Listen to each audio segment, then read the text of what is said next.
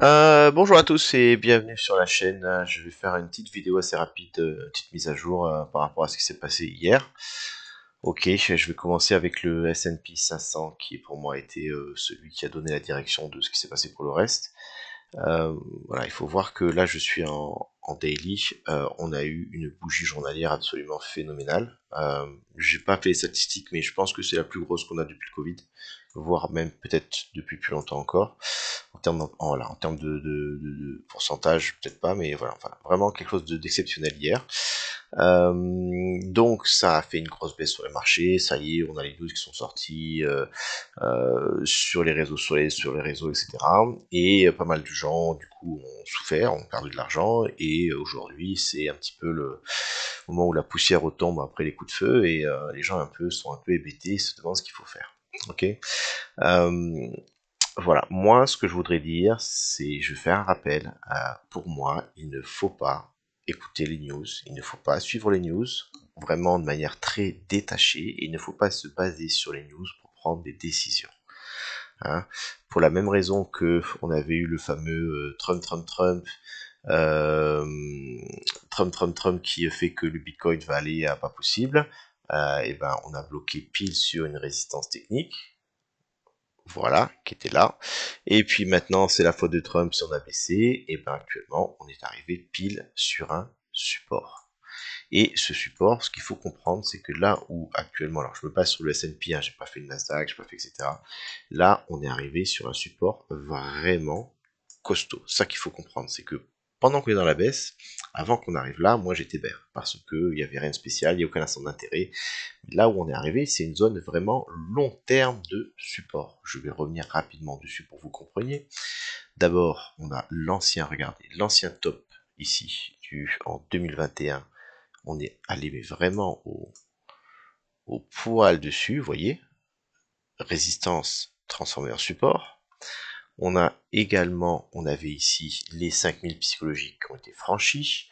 On est venu prendre les liquidités qui étaient ici, qui étaient plus importantes que celles-là. On est venu les prendre, voilà. On a également 50% de la hausse. On est pile dessus. Hein. Le Bitcoin, le S&P, il aime bien faire des mouvements comme ça sur son 50%. Je vous montre 0,25. Regardez, 50%. Paf, pile dessus. Ok. Donc, c'est vraiment quelque chose, c'est un niveau long terme, euh, d'une puissance d'arrêter un mouvement, de faire un avancement de tendance. Potentiellement, ça pourrait être le bottom pour les 10 années à venir. Voilà, faut vraiment comprendre ça. C'est vraiment un niveau qui est très fort. Donc, quelles que soient les news, lorsqu'on est arrivé là-dessus, pour moi, dans ma tête, je me disais, là, on arrive sur quelque chose où ça devrait rebondir. Maintenant, on va venir un petit peu sur les mécanismes de ce rebond. Pourquoi est-ce qu'à un moment donné, on peut avoir un rebond au moins partiel? Je dirais ici, c'est plus propre. Voilà ce qu'il faut comprendre. Ok. Donc, on est sur le fameux short squeeze. Actuellement, on est au minimum sur un short squeeze. Donc, on avait un sommet. Ok. Voilà.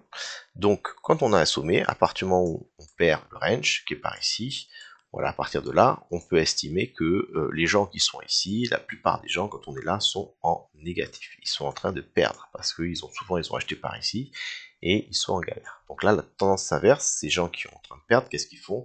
Ben, ils continuent à vendre, et dès que le prix monte, ils en profitent, ils vendent, ils vendent, ils vendent, ils vendent, ils vendent, et très souvent, ça nous donne, regardez ça, le fameux retest support-résistance, support, retester en résistance. C'est ce qu'on a eu à l'inverse sur notre échelle de temps. Voilà. Parce que quand le prix revient sur le bas de la zone, les gens qui ici étaient rentrés, qu'est-ce qu'ils font? Ils disent, ok, là ça pue, on est passé en dessous, on a perdu le niveau, ici je suis quasiment neutre, je dégage tout ce que j'ai. Et donc, ce niveau-là devient une résistance parce que les gens, ils veulent sortir le plus vite possible pour limiter leurs pertes. Et derrière, on repart à la baisse. Donc ça, c'était notre résistance, comprendre une résistance. Les gens sont vendeurs, les gens, ils veulent s'en débarrasser parce que les gens, ils ont compris que le marché était parti à la baisse. Et cette baisse, une fois qu'elle est lancée, elle a de l'inertie et de la force, et on vient percuter les stops de gens qui avaient acheté par là, ça percute, ça percute, ça percute. Les gens, ils sont là, ah, ça fait trop mal, ah non, mais je pensais qu'on allait s'arrêter à 5500, je pensais qu'on allait s'arrêter à 5300, les gens, ils vendent, ils vendent à perte, ils vendent à perte, et il y a aussi des gens qui parient à la baisse, qui parient à la baisse, qui parient à la baisse, qui parient à la baisse, et ça continue, et ça continue, et ça continue. Et vous allez vous me dire, mais ça va jusqu'où? Ça s'arrête jamais. Mais si, à un moment donné, ça va s'arrêter. Parce que quand on est par ici, on est encore au milieu de nulle part. Mais quand on a identifié un support long terme, qu'est-ce que c'est? Ce sont des endroits où il y a des ordres d'achat qui attendent. Parce qu'on a des niveaux, des confluences, on est sur une baisse très importante, on est sur une baisse de sur la bourse qui est de 21%, c'est énorme, donc ça veut dire que c'est une grosse promo, c'est pas cher, on est sur des liquidités, tout ce que je vous ai montré avant. Donc là, maintenant, à partir de là, à partir du bas, on est non plus dans cette zone où on est loin d'un gros support, on est maintenant dans cette zone ici où on est près d'un support et loin d'une résistance. Et donc les gens qui sont intelligents, ils vont commencer à rentrer, vont commencer à acheter. Et sur le niveau important, ils sont rentrés massivement. C'est là que va se mettre en marche le phénomène du short squeeze, c'est-à-dire qu'on va coincer, écraser ceux qui étaient vendeurs. Donc ce mécanisme, c'est un mécanisme qui se produit toujours après des grosses baisses. Regardez, grosses baisses, short squeeze, voilà, le rebond ou autre. L'idée est la suivante, on n'a même pas besoin forcément des gens qui sont sur des dérivés comparés à la baisse. Les gens qui ont vendu ici, qui ont vendu ici, qui ont vendu ici, qui ont vendu ici, qui ont vendu ici, ils ont eu mal, déjà, forcément, parce que si j'ai vendu aussi bas, bah, c'est que j'ai encaissé de la baisse, donc là ça fait mal, c'est pas agréable. Et lorsqu'ils voient le prix qui commence à un moment donné avec un gros ordre d'achat qui est passé là, qui commence à repasser au-dessus, ils sont frustrés. Mince, j'ai vendu à 4900 parce qu'on a perdu les 5000, on a perdu les 5000, c'est la fin du monde, les 5000 devaient tenir, on a perdu les 5000, j'ai vendu à 4900 et maintenant on est à nouveau à 5000 et je me suis trompé, c'est reparti, c'est la bourse, ça va monter, je vais encore me faire avoir. Donc les gens ils vont FOMO, ils vont racheter leur position parce que ils se sont fait avoir. Et donc on a des acheteurs qui vont rentrer par là, les gros investisseurs. Ensuite, il y a ceux qui sont en retard, qui du coup se sont rendus compte qu'ils vont rentrer aussi. Et puis tout ça, qu'est-ce que ça va faire? Ça va faire que tous ceux qui ici avaient vendu dans la baisse, donc avaient shorté, et ben ils commencent à craquer, soit ceux qu'on pariait à la baisse, ils clôturent la position, ce sont les ordres d'achat qui font monter, soit ils craquent parce qu'ils se disent non mais je croyais juste que c'était un petit rebond puis qu'on allait continuer, et puis en fait on monte, et puis on monte, et puis on monte, je rachète parce que moi j'ai quand même envie d'être exposé et de faire de l'argent. Et donc d'un coup la psychologie, en un claquement de doigts, avec une grosse volatilité de départ, j'insiste, une grosse volatilité de départ s'inverse. Et cette volatilité-là, elle a été absolument titanesque. Regardez ici, on est passé sous les 5000, on est venu dans la zone. Et on a commencé à avoir une structure haussière, un point bas plus haut, un point haut plus haut. Ça, c'était la validation. Hein, vous vous en rendez pas compte, mais voilà. Quand on arrive sur un très très gros support et qu'on commence à avoir de la structure haussière à l'intérieur, c'est un très bon signe. Regardez ici, on n'était pas sur le support. Baissier. Non, non, non, on fait rien ici. Ok. Et à un moment donné, ok, visiblement on n'a plus de vendeurs. Les grosses ouvertures de la bourse. Ouverture de la bourse baissière d'abord. Et après ici, il y a eu un achat monstrueux. Et le S&P a fait un 8,73% en une heure. C'est quelque chose de phénoménal que je n'ai à ma connaissance jamais vu, qui était ensuite ravalé, mais vraiment c'était le signe que là on a eu un short squeeze. Ici là c'était des liquidations sur liquidations, c'est pas quelqu'un qui peut acheter autant. Liquidation, liquidation, liquidation, on est venu avaler tous ceux qui avaient été liquidés ici, qui étaient rentrés après. Ça a été phénoménal. Voilà, ça comprendre qu'actuellement on est au minimum sur un short squeeze, et tant qu'on va monter, tant qu'on monte, tous ceux qui avaient vendu par ici vont commencer à être dans le rouge, vont commencer à être frustrés, et vont commencer à vouloir racheter, et donc vont encourager la hausse. Jusqu'à une limite qu'on a vu ensemble tout à l'heure, ces short squeeze, ces liquidations vers la baisse ou vers la hausse, vont arriver à une limite, qui va être lorsque je vais me rapprocher de la résistance suivante. Alors là, je n'ai pas fait l'analyse complète, mais on peut imaginer que ce niveau-là, en tout cas, actuellement, est une résistance. Donc, quand on va se rapprocher de ce niveau, on pourrait très bien venir bloquer dessus et repartir pour une baisse plus tard. Je ne sais pas, mais en tout cas, le mécanisme est là. Là, tant qu'on est près du support, c'est compliqué pour des vendeurs de rentrer massivement et de faire inverser une tendance. Par contre, plus on va chercher de la résistance, plus ils vont pouvoir commencer à rentrer en ayant temps sur deux, et puis éventuellement inverser la tendance et repartir cette fois-ci sur un long squeeze. on va défoncer tous ceux qui ont acheté trop tard et on va partir à la baisse. Voilà. Donc ça, c'était important à comprendre. J'ai mis 10 minutes à l'expliquer, mais quand on a des grosses mouvements de liquidation, très souvent derrière, on a au moins temporairement un short squeeze. On a ce genre de mouvement. Ok? Donc à partir de là, quand j'ai vu qu'on est arrivé ici, quand j'ai vu la structure, moi je me suis dit, les marchés financiers étant sur un niveau de support annuel long terme, on devrait avoir un rebond au moins partiel, et donc j'étais intéressé sur le Bitcoin. Le Bitcoin, qu'est-ce qu'il nous a fait? Et là c'est intéressant également.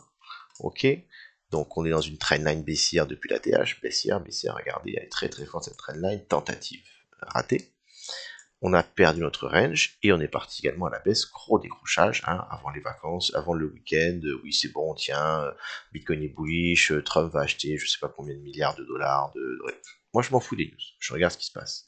Et je voyais qu'on avait une structure qui continuait à être baissière et on a fini par casser et suivre la bourse. Ok, très bien. Et puis quand le S&P a touché son bottom, on était par là. Et nous, on a continué à baisser. Donc là, je sentais que le bottom arrivait, mais je voulais pas acheter. J'ai attendu, j'ai attendu. Et qu'est-ce qui m'a intéressé? C'était ce niveau. Ok, j'attendais aussi un short squeeze, puisque la bourse repartait à la hausse. Donc, pour moi, le short squeeze peut exister si les gens qui se sont fait avoir lors de la prise des liquidités, ici on avait un bottom, on est passé en dessous, on a percuté les stops, donc ça c'était intéressant. Si on continue dessous, ce sont les vendeurs qui gagnent, on poursuit. Par contre, si on repasse au-dessus du niveau, tous ceux qui ont vendu ici sont dans le rouge, soit parce qu'ils ont parié à la baisse, soit parce qu'ils sont frustrés, qu'ils auraient dû faire du gain qu'ils n'ont pas fait, et donc ils vont commencer à rentrer à l'achat, et on va inverser la tendance.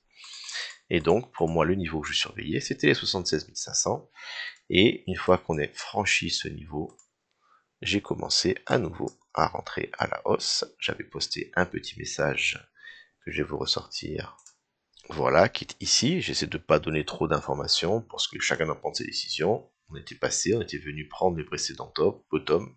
Puis là, on avait une structure haussière à l'intérieur, on avait repassé le niveau, et ensuite derrière, boum, le pump. Donc voilà, le pump qui était là, qui allait relativement haut et tout. Donc on a la même chose sur Bitcoin, on a eu un short squeeze qui actuellement est en cours. Voilà, et donc maintenant la dernière question que les gens se posent, c'est où est-ce qu'on va? Est-ce que c'est le bottom? Est-ce qu'on va partir à la baisse et tout? Forcément, je ne peux pas le dire, hein. Personne ne peut le dire avec certitude, en termes de probabilité en tout cas. Actuellement, les choses sont les suivantes, techniquement. Tant qu'on est au-dessus de ce niveau, le short squeeze continue, ok, et il devrait continuer jusqu'à ce qu'on arrive sur une résistance. Où est la prochaine résistance? On va prendre notre ancien range qui était ici, on va le mettre là, voilà. Je vais prendre l'ancien top que j'ai ici, je vais mettre mon VWAP, c'est-à-dire le prix moyen depuis qu'on est là, et vous voyez qu'actuellement, on a une résistance assez facilement identifiable par là. J'ai la zone basse, donc le bas du range entre guillemets, vous voyez, bas du range, bas du range, bas du range, bas du range, qui tombe avec le volume. Et donc ici, on a déjà d'ailleurs rejeté une première fois, là, très fortement d'ailleurs, on a fait une grosse hausse, une grosse baisse dans la foulée, et actuellement on y retourne. Donc on pourrait très bien avoir une résistance ici, et puis repartir à la baisse pour, excusez-moi, voilà, venir chercher plus bas. Plus bas, ça pourrait être, comme j'ai fait dans mon analyse macro long terme, venir reprendre ce liquidité-là, venir faire une touchette sur le range précédent, et puis rebondir pour soit une continuation, soit un nouvel ATH, ou sinon, pour du très très long terme, si vraiment on est en bear market et tout, ma target perso, c'est de venir challenger ce bottom-là. Voilà. Donc là, par contre, si on rentre dans ce range ici, il faut bien comprendre que ça risque d'être long, ça risque de venir prendre plusieurs semaines ou plusieurs mois avec potentiellement un retest de ce bottom qui pour moi serait une zone d'achat vraiment en termes d'investisseurs. En l'état actuel du marché, j'imagine pas qu'on descende plus bas, chercher plus bas. Pour moi, ce serait un bon bottom de cycle. Donc voilà, tant qu'on est actuellement, et je vais bientôt finir là-dessus, ok, voilà, on avait un range qui était au-dessus. Actuellement, on était en zone de transition, on était entre les deux, c'est une zone entre deux chaises. On est venu sur le bas de ce range, c'était une bonne zone d'achat, on a déjà rebondi assez fortement, on est au milieu à nouveau, je ne suis pas intéressé pour acheter ici, donc on est venu sur là-dessus.